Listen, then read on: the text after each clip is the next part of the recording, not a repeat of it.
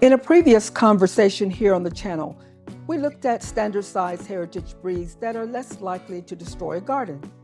And while some are certainly better than others, even the calmest, full-size bird still carries weight, literally and behaviorally. You and I know they don't scratch for the sake of destruction. Scratching is simply instinct. So the question becomes this: what if the most efficient, lowest impact chicken for a confined space is actually the smallest? Yes, we're talking about heritage Bantam chickens. If you're inquisitive like I am, you're probably thinking, there are heritage Bantam chickens? The short answer is yes. Heritage breed chickens in general were bred to be useful on the homestead. But when we visualize the Bantam's small size, it's easy to dismiss them as productive birds. Most of us regard them as cute little pets. But back in the day, nothing could have been farther from the truth. Before birds were industrialized, they had to be tough. No climate control, no perfectly balanced feed, just survival. Heritage Bantams come from that resilient world. They are the hardy, long-lived, and surprisingly self-sufficient birds of yesteryear. The key is that they are built for the long run, designed to thrive without the expectation of constant, fast production. This is why I think it's high time we started recognizing heritage Bantams as a vital cog in the wheel of our productive homestead, and not just cute little pets. The large heritage birds that I talked about in the previous video are fantastic at what they do, but with their heavier bodies and larger feet, even the most gentle breed poses a fundamental challenge in a small-scale garden. It's not destruction, it's just powerful foraging behavior in a confined space. Bantams still scratch and forage, but with a lighter touch. They move quickly and are far more intent on hunting surface-level pests than deeply digging or uprooting established plants. This makes them uniquely suited for integrated areas such as garden pathways, fence lines, orchard edges, and post-harvest garden beds. They give you pest control with minimal soil disturbance. Now let's take a practical deep dive into the economics of keeping Bantam chickens on a small farm, starting with the biggest cost: housing and infrastructure. The small size of the Bantam is a huge economic win for a homestead. You can successfully house more Bantams in a smaller coop footprint than standard bird, which immediately reduces both your material costs and your labor time. Over a decade, that's a significant savings in wood, wire, and paint. Even when it comes to fencing, savings can be significant. A heavy, powerful chicken will lean and push on chicken wire, stressing your fence lines. Bantams are much lighter, and their lower body weight makes escaping less damaging to the barrier. They're easier on your infrastructure, minimizing the strain on your fencing and ground. Feed consumption is another savings. The Bantam's lower food intake makes specialty heritage feeds more economical. A standard feeder that might last your 5 big birds 2 days could last Bantams a week. This allows you to invest in higher quality specialty feeds that further support their long-term health.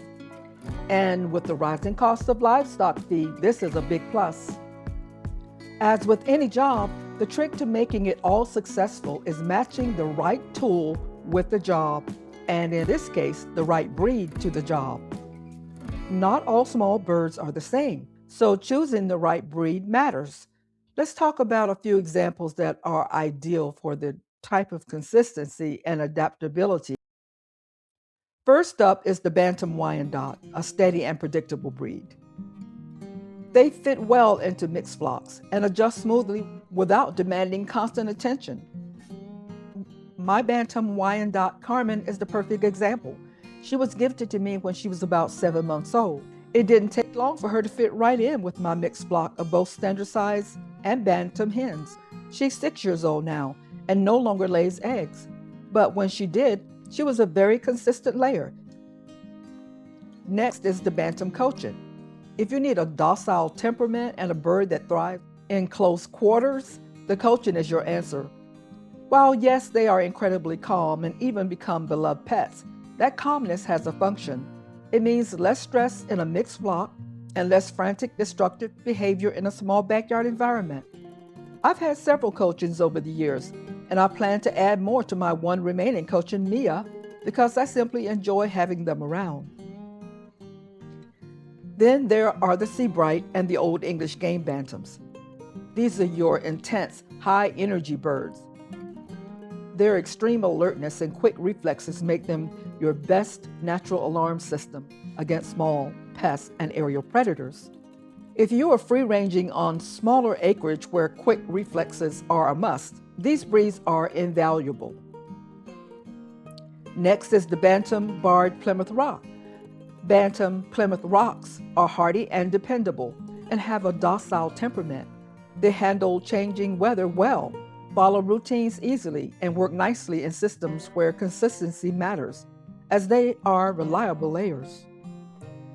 There are many other Bantams that work very well in a garden setting, and if you would like to learn what those others are, please indicate so in the comments. But perhaps you're still not convinced and are thinking, why even bother with such small chickens? Well, the long-term payoffs. Number 1, resilience. Yes, Bantam eggs are smaller. That's the simple trade-off. But what they lack in egg size, they make up for in flock resilience and longevity. Many heritage Bantams lay consistently over a longer lifespan, and most retain the essential genetic traits modern birds have lost. Secondly, they are a self-sustaining flock, as they make awesome mothers. A broody Bantam hen is actually fantastic for hatching chicks. They are less clumsy than large birds, more dedicated to the nest, and their lighter weight is less likely to damage eggs. Some will even raise standard chicks.